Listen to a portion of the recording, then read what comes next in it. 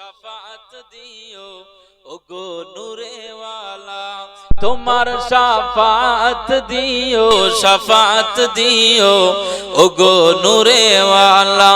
জাহানের সরকার তুমি নবী কমলি ওয়ালা, মদিনার ধুলা মাটি করেছো উজালা। মদিনা ওয়ালা ওয়ালা গো, মদিনা ওয়ালা গো,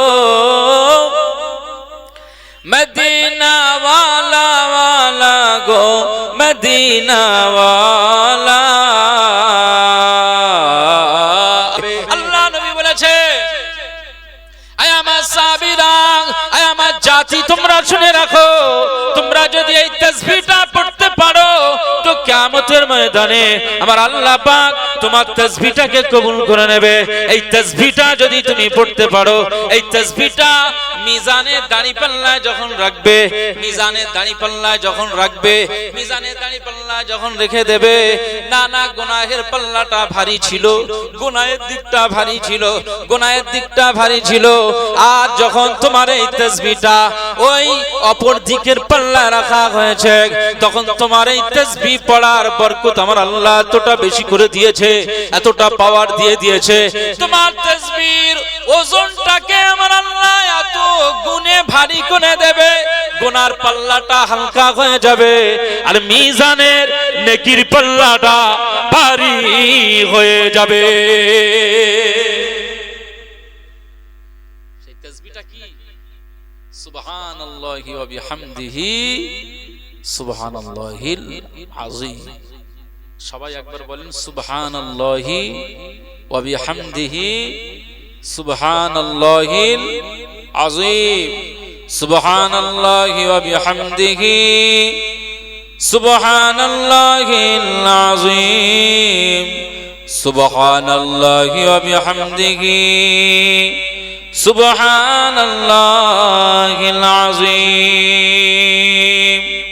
এই তাসবিহটা আপনারা প্রত্যেক দিনে পড়বেন, প্রত্যেক দিন।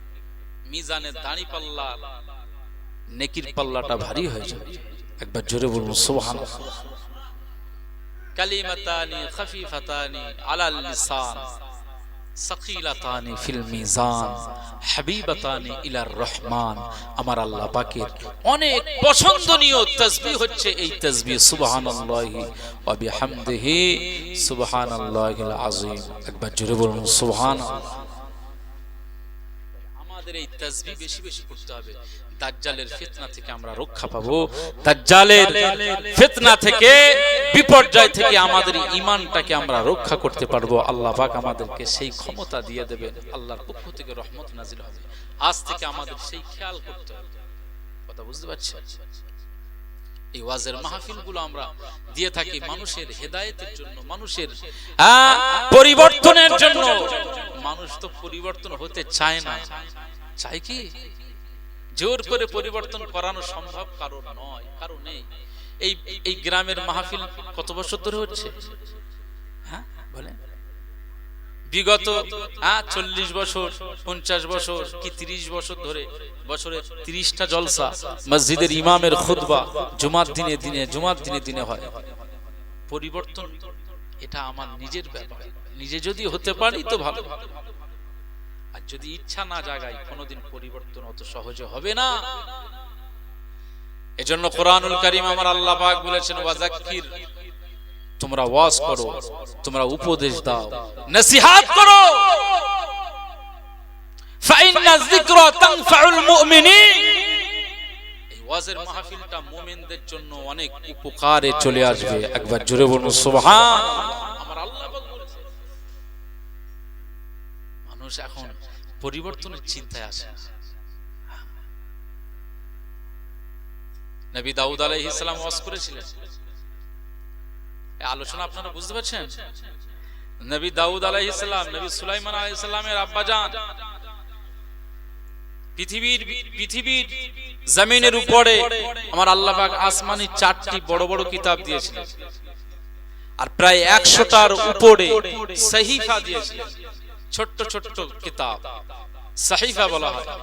আর চারটি যে বড় বড় কিতাব দিয়েছিলেন, সেই বড় কিতাবের চারটি কিতাবের নাম হচ্ছে, একটা হচ্ছে তাওরাত, নবী মুসা আলাইহিস সালামের উপরে আল্লাহ নাজিল করেছেন। আর একটা হচ্ছে জাবুর, নবী দাউদ আলাইহিস সালামের উপরে আমার আল্লাহ পাক নাজিল করেছেন। আর একটা হচ্ছে ইনজিল, যেটা নবী ঈসা রুহুল্লাহ আলাইহিস সালামের উপরে আমার আল্লাহ নাজিল করেছেন। আর একটি কিতাব হচ্ছে সর্বশ্রেষ্ঠ কিতাব, লা রাইবা ফিহি, যার ভিতরে কোনো সন্দেহ নাই, এমন একটি কিতাব যেটা কিয়ামত পর্যন্ত এই পৃথিবীতে নিজের সম্মান আর শ্রেষ্ঠত্ব নিয়ে পৃথিবীতে মাথা উঁচু করে থাকবে, সেই গ্রন্থ, সেই কিতাবের নাম হচ্ছে আল কোরআনুল কারীম। একবার জোরে বলুন সুবহানাল্লাহ। জোরে বলতে পারলেন না? নারে তাকবীর। আমরা সবাই কত সুন্দর করে সুবহানাল্লাহ বলেছি, তাই না? কোরআনুল কারীম এত শ্রেষ্ঠ একটি কিতাব, আমাদের ঘরে সানসেটে কিংবা তাকে কিংবা শোকেসের উপরে রাখা আছে, ধুলো পড়ে যাচ্ছে, ওতে ছোঁয়ার কোনো, যে ছোঁবো এই সময় আছে কি? এই ছোঁয়া নেই, সময়। অথচ অত বড় একটি মূল্যবান কিতাব আমার আল্লাহ নাজিল করেছে। এই কিতাবকে পাওয়ার জন্য মানুষ, আমাদের এই জাতি আমার আল্লাহ পাকের কাছে চায়নি, কিন্তু আল্লাহ আমাদের জন্য দিয়েছেন শ্রেষ্ঠ উপহার, যার কোনো লয় নেই, ক্ষয় নেই, যার কেউ ক্ষতি করতে পারবে না, যার একটা শব্দ কেন, বাক্য কেন, একটা শব্দ নয়, একটা বর্ণ নয়, যাবার জের পেশ আকার ওকার হস্যিকারের কেউ লা তাবদীলা লিকালিমাতিল্লাহ, এই কোরআনের কেউ পরিবর্তন করতে পারবে না, পরিবর্ধন করতে পারবে না, সংকোচন করতে পারবে না। একবার জোরে বলুন সুবহানাল্লাহ। কারণ আমার আল্লাহ পাক বলে দিয়েছেন যে ইন্নাহু নাহনু নাযালনা যিকরা ওয়া ইন্না লাহু লাহাফিজুন। আমার আল্লাহ পাক বলেছেন যে এই কিতাবের সংরক্ষণ, তার প্রোটেক্ট দেওয়ার দায়িত্ব আমি আল্লাহ নিজেই নিয়ে নিয়েছি। একবার জোরে বলুন সুবহানাল্লাহ। কোরআন কত পুড়িয়ে দেয়, কোরআন কত সমুদ্রে বস্তা বস্তা ইহুদি খ্রিস্টানের বাচ্চারা তারা কোরআনকে পুড়িয়ে শেষ করে দেয়। কোরআন সমুদ্রে লাইব্রেরি থেকে টেনে বস্তা করে নিয়ে সমুদ্রে ফেলে দেয়, ভেসে চলে যায়। কিন্তু মনে রাখতে হবে এটা তাদের ষড়যন্ত্র, ধ্বংস করার। কিন্তু আমার আল্লাহ পাক কোরআনটা আজও রাসূলুল্লাহর জামানা থেকে জিন্দা ছিল, আজও আছে, ভবিষ্যতে কিয়ামত পর্যন্ত এই কোরআন আমার আল্লাহ পৃথিবীর জমিনে সংরক্ষণ করে জিন্দা রেখে দেবেন। একবার জোরে বলুন সুবহান। সেই কোরআন মাঝে মধ্যে পড়বেন, আপনারা কোরআন পড়বেন। সূরা ইখলাস, বিসমিল্লাহির রহমানির রহিম, সবাই পড়েন বিসমিল্লাহির রহমানির রহিম। আমার সাথে একটু পড়তে পারবেন আপনারা? একটু পড়েন। আউযু বিল্লাহি মিনাশ শাইতানির রাজীম। বলেন একটু সবাই, সবাই পড়ে। তেলাওয়াত করব না বন্ধ করব? করব। তাহলে আপনারা একটু পড়েন। আউযু বিল্লাহি মিনাশ শাইতানির রাজীম। বিসমিল্লাহির রহমানির রহিম।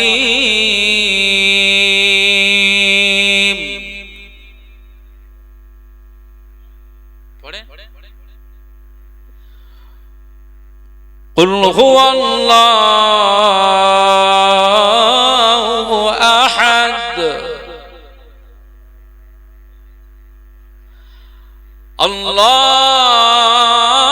আল্লাহুস সামাদ,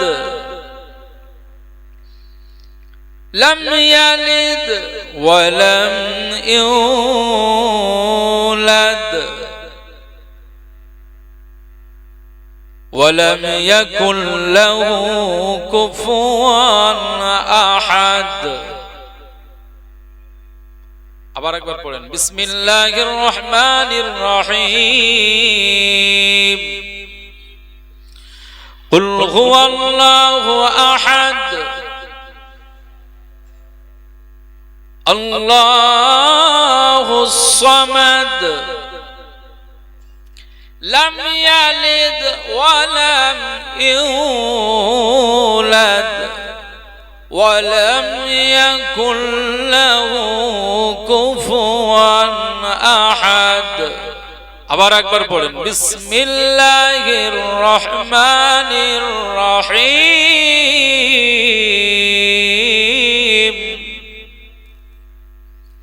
কুল হুয়াল্লাহু আহাদ আল্লাহুস সামাদ লাম ইয়ালিদ ওয়া লাম ইউলাদ ওয়া লাম ইয়াকুল লাহু কুফুয়ান আহাদ। সাদাকাল্লাহুল আযীম। বলুন আল্লাহু আকবার, বলুন আল্লাহু আকবার। এই যে তিনবার পড়েছেন, তিনবার সূরা ইখলাস পড়বার কারণে আমার আল্লাহ আপনার নামায় আমলে এক্ষুনি এক খতম কোরআন শরীফ তেলাওয়াতের সওয়াব দিয়ে দিয়েছে। জোরে বলতে পারলেন না? তাহলে এই সওয়াবটা কোন সরকারের ক্ষমতা আছে দেবে? কোন সম্রাটের ক্ষমতা আছে দেবে? কোন বাদশার ক্ষমতা আছে দেবে? কোন নেতার ক্ষমতা আছে দেবে? একমাত্র আরশের মালিক, আরশের আদালত থেকে তিনি জাস্টিফাই করছেন, বিচার করছেন। এই মুহূর্তের জন্য পুটিয়া গ্রামের আমার বান্দাদের জবানে সূরা ইখলাস তিনবার তেলাওয়াত হয়েছে, ওদের নামায় আমালে এক খতম কোরআন শরীফ তেলাওয়াতের সওয়াব আমি আল্লাহ দিয়ে দিলাম। একবার জোরে বলুন সুবহানাল্লাহ। তাহলে কোরআন আমরা পড়ব না,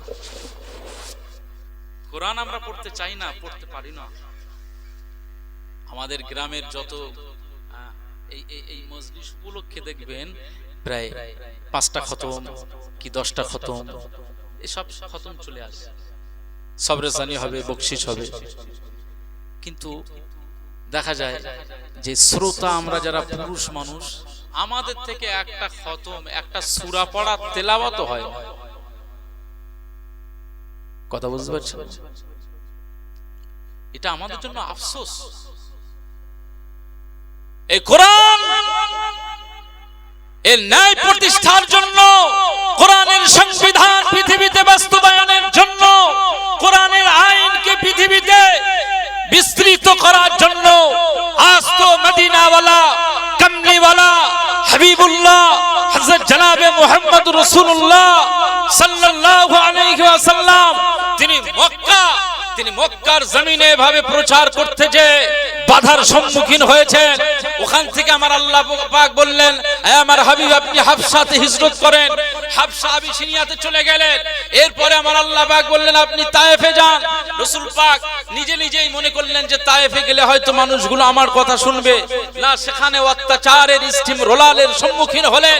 রাসূলুল্লাহ সাল্লাল্লাহু আলাইহি ওয়াসাল্লামের দান্দান মুবারক শহীদ হলো, রক্তাক্ত পরিবেশ হয়ে গেল, জুব্বা মুবারক শরীরের সাথে লেপ্টে গিয়েছে, পায়ের জুতা, স্যান্ডেল, তার চপ্পলের আপনার ফিতাগুলো হুজুর পাকের পায়ের সাথে লেপ্টে গিয়েছে, জড়িয়ে গিয়েছে। নবীজি তায়েফের ওই ময়দানে বেহুশ হয়ে গেলেন, সেন্সলেস হয়ে গেলেন।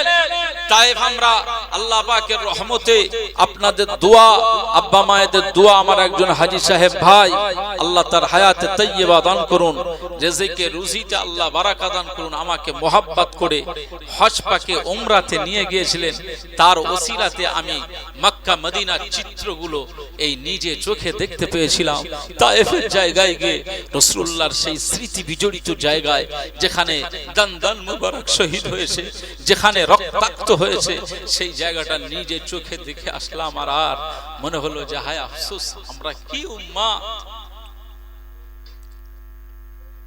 যে জায়গায় রক্তাক্ত হয়েছে তার দুই পাশে পাহাড় উঁচু হয়ে আছে। আজ ফেরেশতা জিবরিল আমিন আলাইহিস সালাম নাজিল হলে আল্লাহ পাকের পক্ষ থেকে আল্লাহ পাক বললেন, ফেরেশতা জিবরিল যাও, চলে যাও আমার হাবিবের কাছে যাও। পৃথিবীর ভিতরে আমার হাবিব কষ্ট পেলে, আমার হাবিব বললে, আমার হাবিবের কোনো কিছু হলে আমি আল্লাহ সইতে পারি না। একবার জোরে বলুন সুবহানাল্লাহ। মুসলমান ছেলেরা, এ নবীর উম্মত উম্মতিরা, খুব খেয়াল করে শুনুন।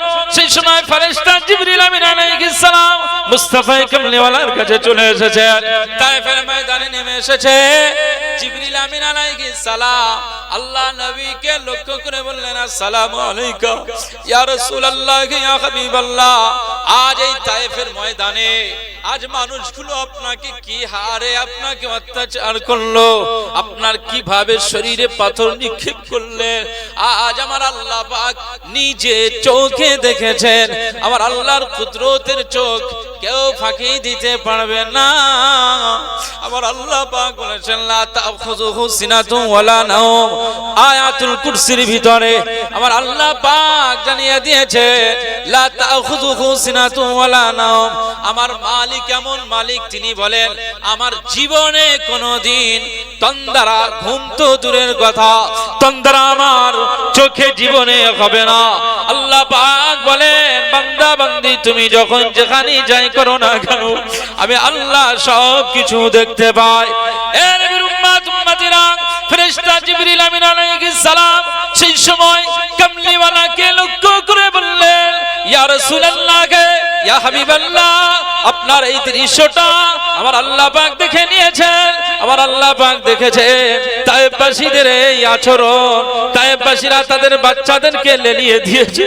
বাচ্চা বাচ্চা ছেলেরা আজ আপনাকে পাগল পাগল চিৎকার দিয়ে কাকরগুলো ছুঁড়েছে, পাথরগুলো ছুঁড়েছে।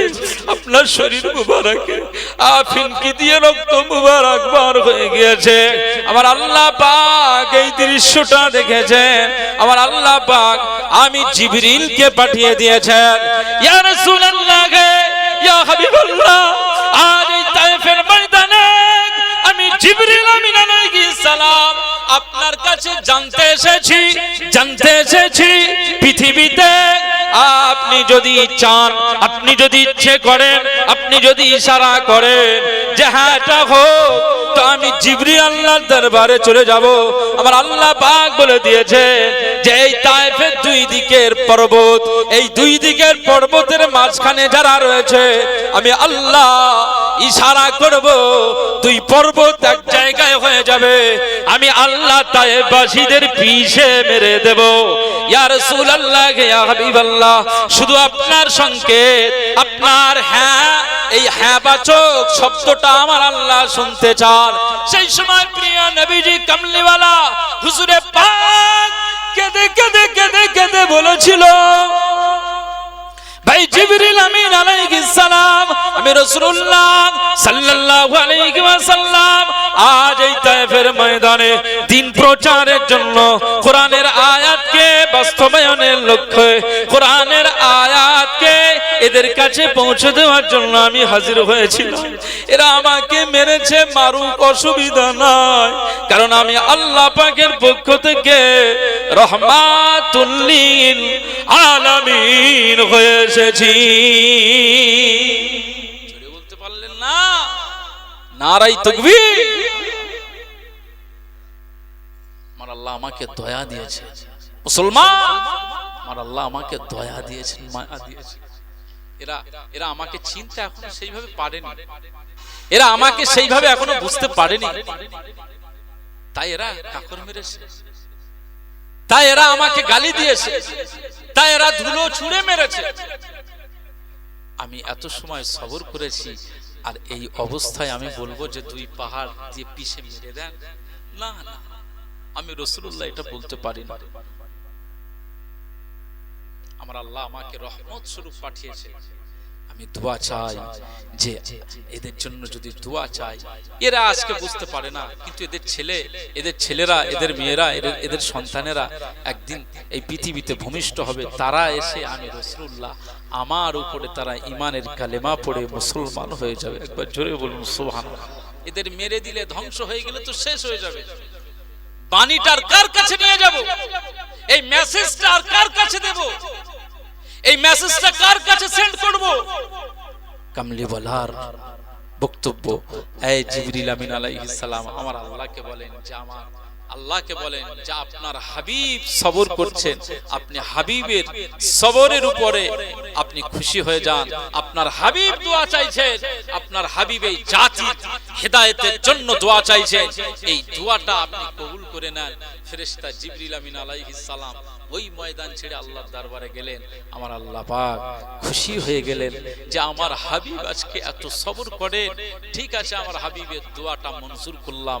এই মক্কাতে, এই তায়েফে, এই মদিনাতে, এই আরব সাম্রাজ্যে আমি আল্লাহ পাক আমার হাবিবের দোয়াটা মঞ্জুর করে নিলাম। কুখ্যাত কুফার থেকেও আমি আল্লাহ তাদেরকে ইসলামের সুশীতল ছায়াতলে আমি আল্লাহ স্থান দিয়ে দেব। একবার জোরে বলুন সুবহান।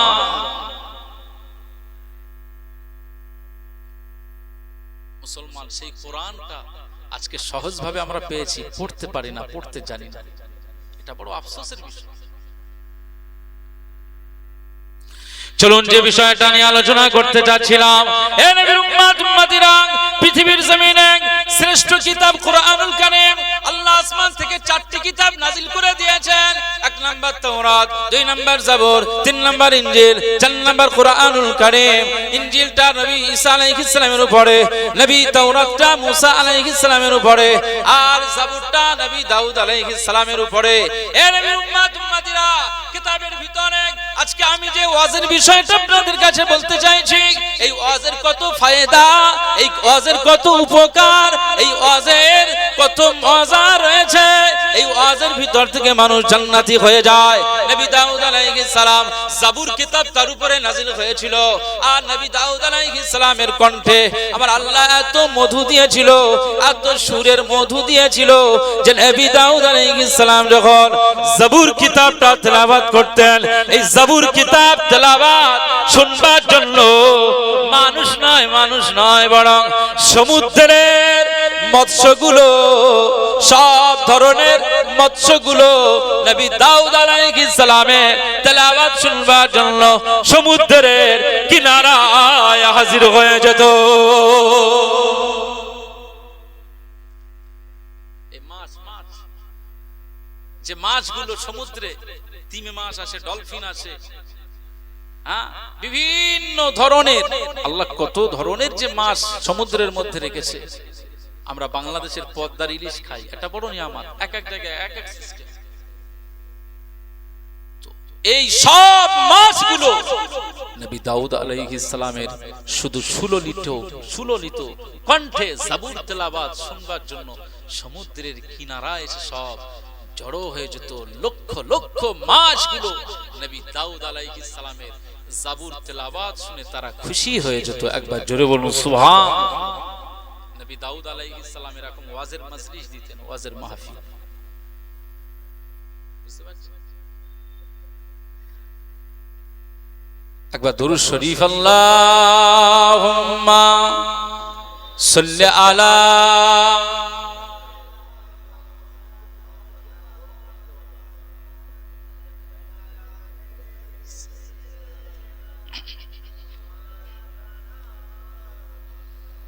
একটু প্রাণ উজাড় করে পড়েন না, আপনাদেরকে খুব ভালো লাগছে, আমার আপনাদেরকে খুব ভালো লাগছে, মহব্বতে পড়েন। আল্লাহুম্মা সাল্লি আলা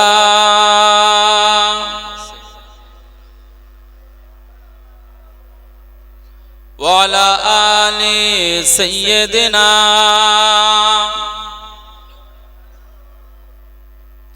कादेरी आस्ताना सलामत रगे,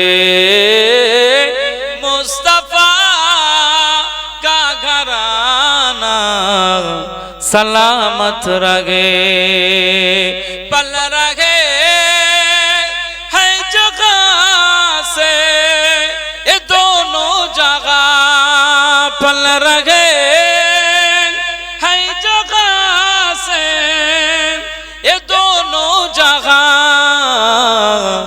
वो सखी आस्ताना सलामत रगे। बोलो ना, जोरे बोलबेन ना सुबहानाल्लाह, जोरे হয় না।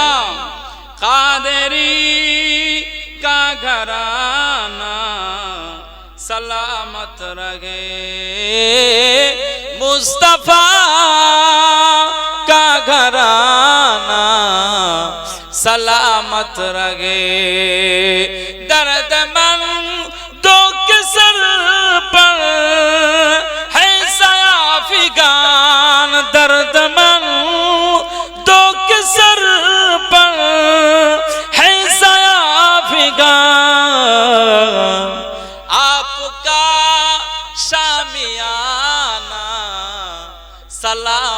रहे मुस्तफा का घराना, सलामत रहे कादरी आस्ताना, सलामत रहे नकीरन बोले मुझे कब्र में, नकीरन बोले मुझे कब्र में, मुस्तफा का दीवाना सलामत रहे। जोरे बोलें ना सुभान अल्लाह, जोरे बोलें ना सुभान अल्लाह, नारे तकबीर। কবরে মুনকার নাকির আসবে, সওয়াল করতে আসবে না? তুমি যদি মুস্তাফার গোলাম হয়ে যাও, তুমি যদি হাবিবুল্লাহর গোলাম হয়ে যাও, হুজুরে পাকের আশিক হয়ে যাও, হ্যাঁ মুনকার নাকির আসবে, বলবে মান রব্বুকা ওয়া মা দীনুকা ওয়া মান নবিয়্যুকা, তোমার নবীকে। জীবনে ইসলাম সম্পর্কে আমরা জানতে পেরেছি, তাই না? আর আমাদের আল্লাহ পাক সম্পর্কে আমরা জানতে পেরেছি, কিন্তু জীবনে নবীর সম্পর্কে জানতে পারার পরেও জীবনে কি নবীকে চোখে দেখেছি? চোখে তো দেখিনি। নবীজি সম্পর্কে আমরা জানতে পেরেছি অনেক তথ্য, কিন্তু নবীজিকে আমরা সরাসরি এখনো চামড়া চোখে আমরা চোখে দেখতে পাইনি। এখন কবরে আমার নবীজির চেহারা দেখাবে, হুজুরে পাক মুস্তাফা কামলিওয়ালা সূরাতটাকে আমার আল্লাহ দেখিয়ে দেবেন। কোন জায়গায় বলেছেন আমার নবীজি কবরে হাজির হয়ে যাবে। একবার জোরে বলুন সুবহানাল্লাহ। তুমি নবীজিকে চোখে দেখোনি, কিন্তু সেই নবীজি যখন হাজির হবে, বলুন তো হাজির হওয়া ওই ব্যক্তিটির সাথে যদি মোহাব্বত আর রিলেশন আর সুন্নাতের মাধ্যমে যদি করতে পারেন, তাহলে তো নবীজিকে চিনতে পারবেন নাকি? মুনকার নাকির তো আপনাকে প্রশ্ন করবে, কামলিওয়ালাকে দেখাবে, তো সেদিন আপনি মুস্তাফার দিওয়ানা হয়ে গেলেই সালামত রহে, আপনি শান্তির জায়গা জান্নাতি জায়গা হয়ে যাবে। একবার জোরে বলুন সুবহানাল্লাহ। এজন্য প্রিয় নবীজি হুজুর পাককে ভালোবাসেন। ये नकीरन बोले मुझे कब्र में, नकीरन बोले मुझे कब्र में, मुस्तफा का दीवाना सलामत रहे कादरी आस्ताना, सलामत रहे मुस्तफा का घराना, सलामत रहे। अल्लाहुम्मा सल्लि अला